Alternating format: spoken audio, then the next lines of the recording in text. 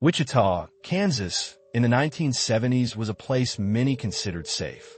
A Midwestern city with modest homes, tree-lined streets, and neighbors who waved to one another. Among those neighbors was Dennis Rader. To those who knew him, Rader was unremarkable, but in a comforting way. He lived in a small house with his wife and children.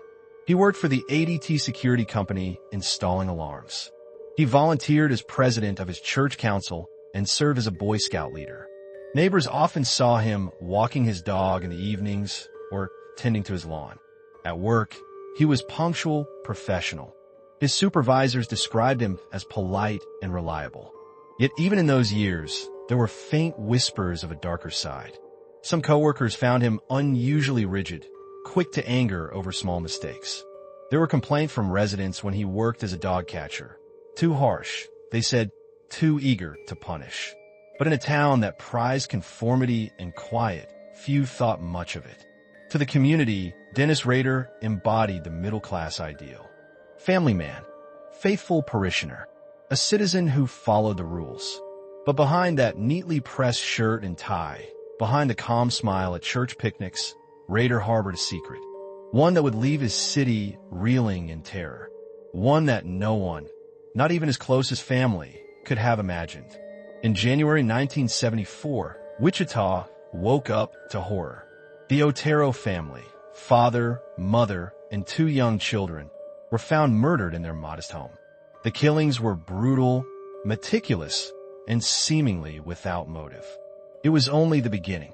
On the morning of January 15, 1974, 15-year-old Charlie Otero returned home after school and found something he would never forget.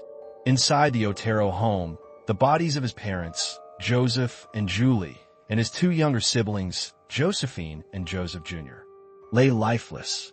The crime scene was gruesome and chilling in its precision. Joseph and Julie had been bound with cords and strangled. Young Joseph Jr., just 9 years old, was suffocated with a plastic bag. Josephine, age 11, was found hanging from a pipe in the basement. The killer had left behind little evidence, but it was clear the family had been stalked. There were no signs of forced entry. Their telephone line had been cut. The murders stunned Wichita. Such violence was rare in the quiet, working-class city. The Oteros were known to be kind and unassuming, the kind of neighbors everyone liked. There seemed to be no reason for anyone to target them. But detectives quickly realized this was no ordinary crime. Whoever committed these murders had planned them carefully. He had control over his victims, and he had left behind a terrifying message without saying a word. Someone was watching. Weeks passed with no leads, no arrests. The city waited anxiously, locking doors that once stood open, walking faster through darkened streets. Then came the first letter.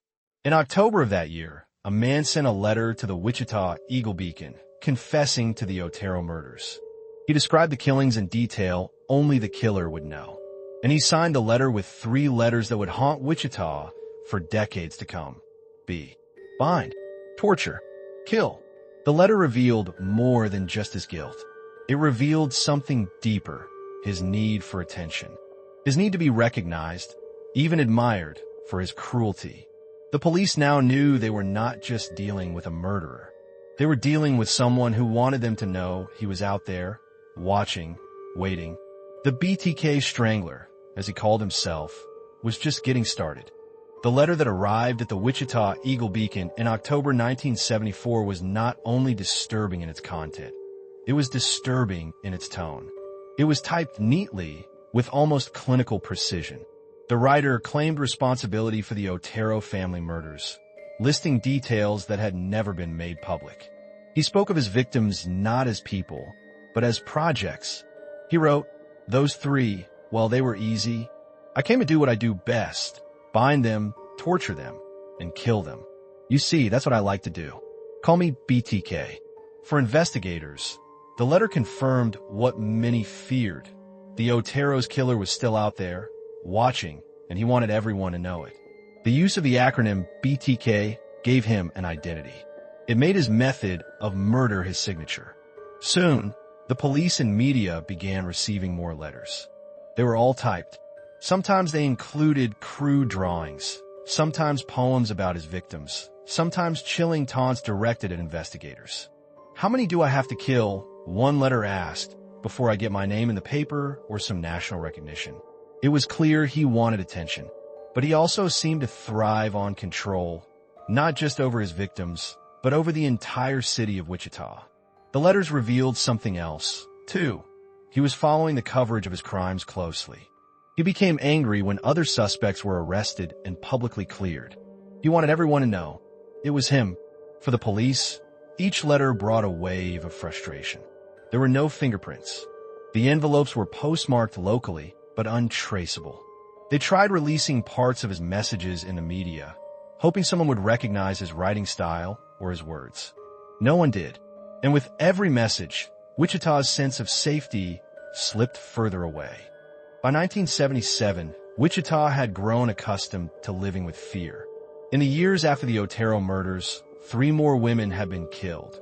Shirley Vian in 1977, Nancy Fox later that same year, and Catherine Bright in 1974, just months after the Oteros.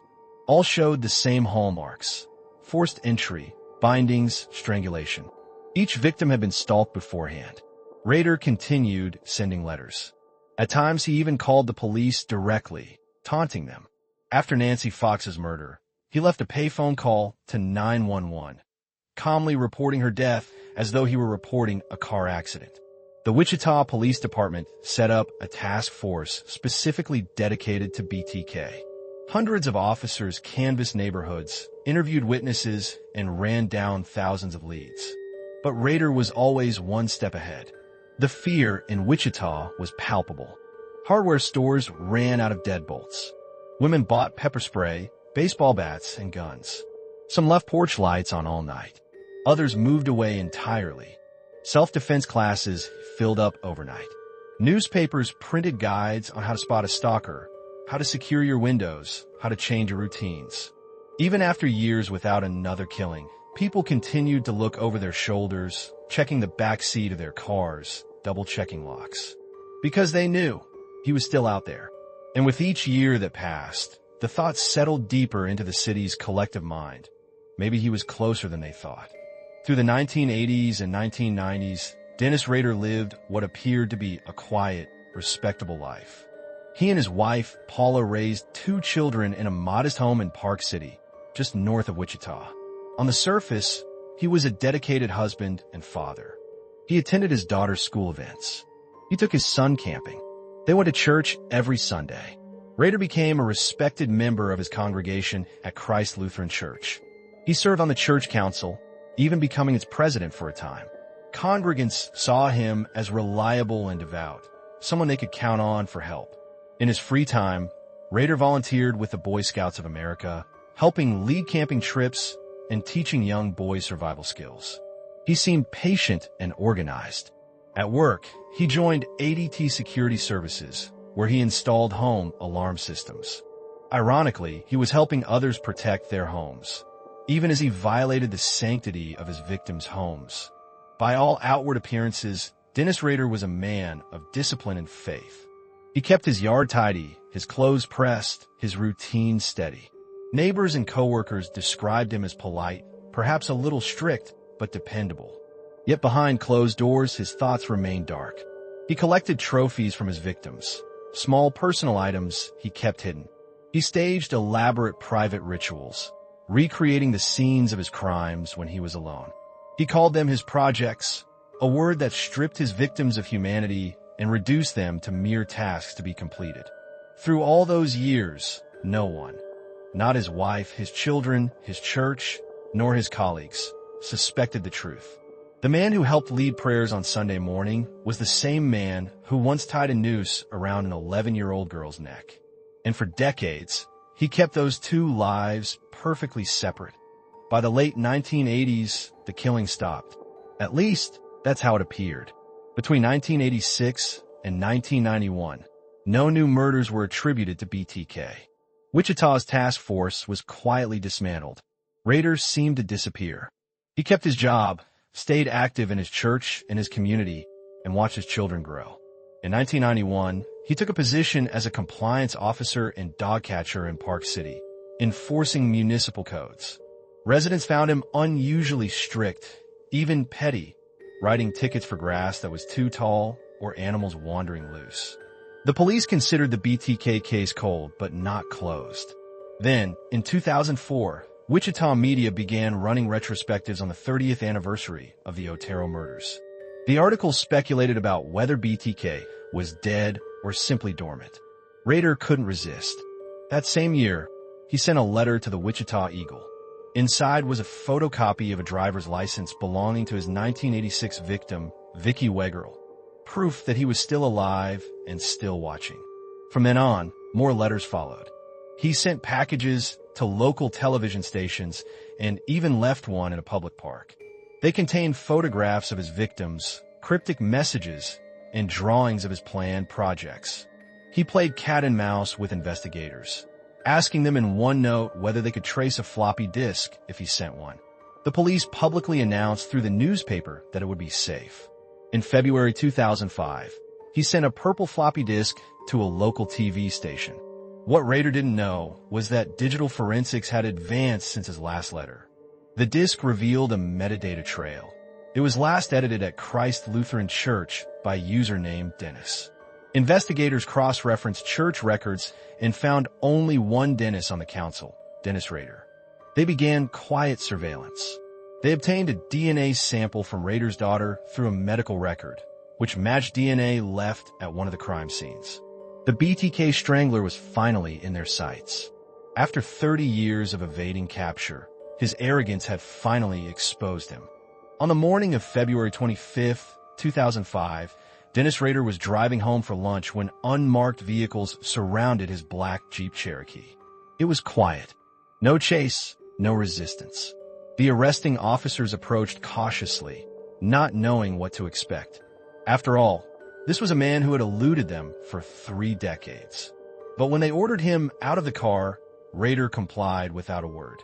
They placed him in handcuffs, patted him down, and read him his rights. He seemed calm, almost indifferent. At police headquarters, investigators confronted him with the evidence: the floppy disk, the DNA match, the church connection. They asked him directly, "Do you know why you're here?" Rader looked at them and answered flatly, "I think you do." The man who had terrorized Wichita for 31 years now sat in an interrogation room, neatly dressed, glasses perched on his nose. His demeanor was controlled, polite, but beneath the surface, investigators sensed something darker. Later that day, law enforcement officials held a press conference confirming what many had stopped believing was possible. BTK had been caught. The city of Wichita reacted with shock, relief, and disbelief. Neighbors of Rader's family watched in stunned silence as police searched his home, removing boxes of evidence and personal items. His church community was equally shaken. The man they prayed with, served with, and trusted for years was now exposed as one of America's most notorious serial killers. Journalists and true crime followers across the country descended on Wichita. Headlines blared his name. Yet in those first hours, Rader himself betrayed no outward sign of guilt or remorse. It was as though at last, the hidden part of his life had simply stepped out into the open. What followed over the next several weeks was one of the most unsettling confessions in modern criminal history. In court, Dennis Rader calmly described each of his 10 known murders in chilling detail. He recounted how he stalked his victims, what he wore, what he brought with him. He spoke about projects and about the meticulous planning that went into each one, as if he were giving a presentation at work. To the packed courtroom, it was horrifying. He explained how he cut phone lines, waited in closets for hours, and forced his victims to comply. Of Josephine Otero, he said, "She was hung. I had some problems with that. I had to go back and get her." There was no visible emotion in his delivery, no apparent sorrow, no remorse. He even corrected himself when his memory faltered on small details, as though accuracy mattered more than the human lives he took.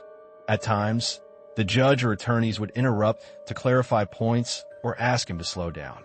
Rader complied politely, almost helpfully. This quiet, methodical recounting only deepened the horror.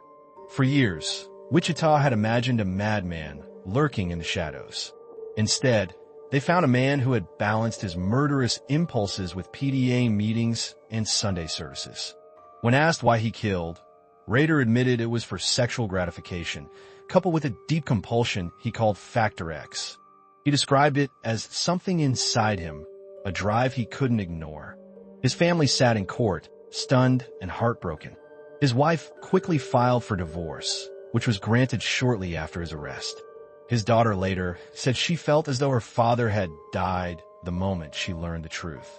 On August 18, 2005, Dennis Rader was sentenced to 10 consecutive life terms without the possibility of parole. He was taken to El Dorado Correctional Facility, where he remains today.